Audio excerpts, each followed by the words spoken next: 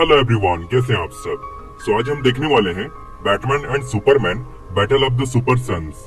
Movie की शुरुआत में हम देखते हैं कि क्रिप्टोन प्लैनेट तबाह हो रहा होता है, जहां सुपरमैन के मॉम डैड उसको बचाने के लिए उसे एक शिप में बिठाकर अर्थ की ओर भेज देते हैं। पर इसी बीच उनके प्लैनेट से एक स्टेरो नाम का स्टारफिश भी उसकी शिप से चिपक कर उसके साथ चला जाता है। फिर आगे हमें वही सेम स्टोरी दिखाई जाती है, जहां सुपरमैन की शिप अर्थ में क्रैश होने के बाद मिस्टर और मिसेस कैंट उसे अडॉप्ट करके अपने बेटे की तरह पाल पोसकर बड़ा करते हैं। फिर सुपरमैन अपनी रिपोर्टर की नौकरी के साथ साथ दुनिया को भी बचाने लग जाता है, जिसमें बैटमैन भी उसका साथ देता है। फिर समय के साथ साथ उसके पेरेंट्स की भी डेथ हो जाती है, जिसके बाद वो लुइस से शादी कर लेता है और उनका एक बेटा भी होता है, जिसका नाम होता है जोनाथन। फिर सीन शिफ्ट होती है कुछ साल बाद, जहां हम देखते हैं कि क्लार्क यानी सुपरमैन लुइस और जोनाथन के साथ स्मॉलविल में अपनी लाइफ खुशी से जी रहे होते हैं। लेकिन जोनाथन उन दोनों पर बहुत नाराज हो जाया करता था, क्योंकि वो दोनों अपने जॉब में काफी बिजी हो जाने की वजह से जोनाथन उनके साथ अच्छे से टाइम स्पेंड नहीं कर पाता था। फिर एक दिन क्लार्क जब उसके साथ अपने घर के बाहर बैठा होता है, तो वो दोनों देखते हैं कि कोई बहुत बड़ी सी चीज सीधा अर्थ की तरफ आ रही होती है, जिससे क्लार्क जोनाथन को कहता है कि तुम यही रुको, मैं अपना कुछ काम करके आता हूँ। एक्चुअली जोनाथन को अभी तक पता नहीं था कि उसके डैड ही सुपरमैन है। फिर क्लार्क सुपरमैन बनके तुरंत उस चीज के पास पहुंच जाता है और उसको अर्थ में गिरने से रोक लेता है। दरअसल वो जस्टिस लीग की ही वॉच टावर थी और फिलहाल उसके अंदर ग्रीन एरो था, जो सुपरमैन को कहता है कि हमारी वॉच टावर किसी चीज से टकराकर थोड़ी डैमेज हो गई थी। फिर सुपरमैन उसको रिपेयर करके वापस अर्थ में लौट जाता है। लेकिन अब यहाँ ग्रीन एरो को उनके वॉच टावर के अंदर किसी और के होने का एहसास होता है। फिर वो जैसे ही उसकी तलाशी लेने आगे बढ़ता है, तो कोई अजीब सी चीज उसके सामने आकर उसको अपने वश में कर लेती है। फिर अगले दिन हम देखते हैं कि जोनाथन का बेसबॉल मैच था, जिसको देखने सिर्फ उसकी मॉम लुइस आई हुई थी। अब जोनाथन एक बॉल को भी हिट नहीं कर पाता, जिससे उसकी टीम हार जाती है।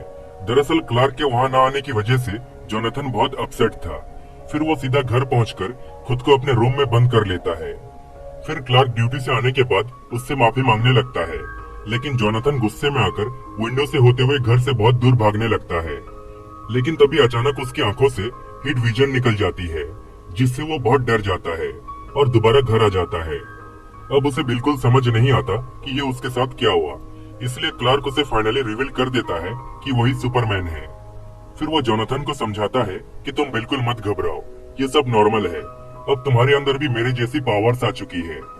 जिसको सुनकर जोनाथन काफी एक्साइटेड हो जाता है और आज उसका बर्थडे भी था, इसलिए सुपरमैन उसको खुश करने के लिए उसे लेकर दुनिया की एक सैर पर निकल जाता है। अब ये दोनों उड़ते हुए सीधा गॉथम सिटी में पहुंच जाते हैं, जहां वो देखते हैं कि बैटमैन पेंगुइन और उसके बंदों का पीछा कर रहा था और वो फाइनली उन सबको डिफीट करके पुलिस के हवाले कर देता है। जिसके बाद सुपरमैन जोनाथन को बैटमैन से मिलाता है।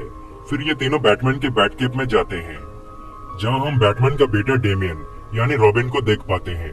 लेकिन यहाँ रॉबिन जोनाथन से मिलकर बिल्कुल भी खुश नहीं होता, यहाँ तक कि वो उसे मारने की भी कोशिश करता है, पर सुपरमैन उसे बचा लेता है। फिर बैटमैन रॉबिन को डांट कर कहता है कि ये तुम्हारा दोस्त है, इससे अच्छे से पेश आओ। फिर सुपरमैन बैटमैन से कहता है कि हम दोनों को एक बार वॉच टावर में जाकर चेक करना चाहिए कि वहाँ चल क्या रहा है। फिर सुपरमैन जोनाथन को घर में ड्रॉप करने के बाद बैटमैन के साथ चला जाता है वॉच टावर में, जहाँ वो देखते हैं कि ग्रीन एरो गायब था।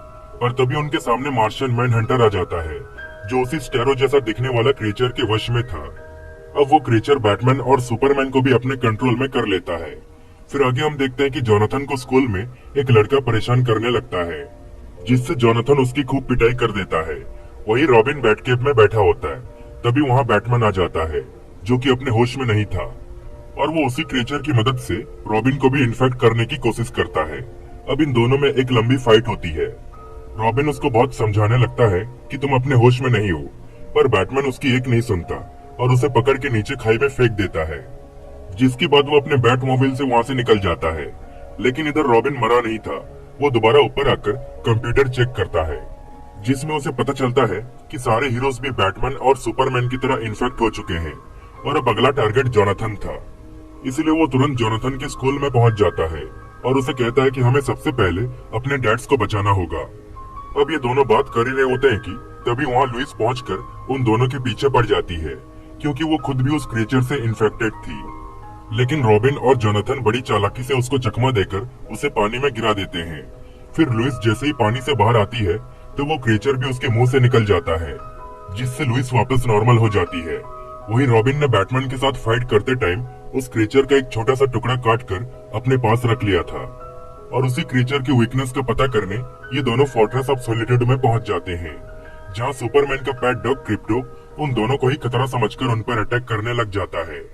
वो दोनों अपनी जान बचाने के लिए बहुत दूर तक भागते हैं, पर क्रिप्टो फाइनली जोनाथन को पकड़ लेता है और उसे जान से मारने ही वाला होता है कि तभी सुपरमैन के असली पिता जॉर-एल के आर्टिफिशियल इंटेलिजेंस सामने आ जाते हैं और क्रिप्टो को शांत कर देते हैं।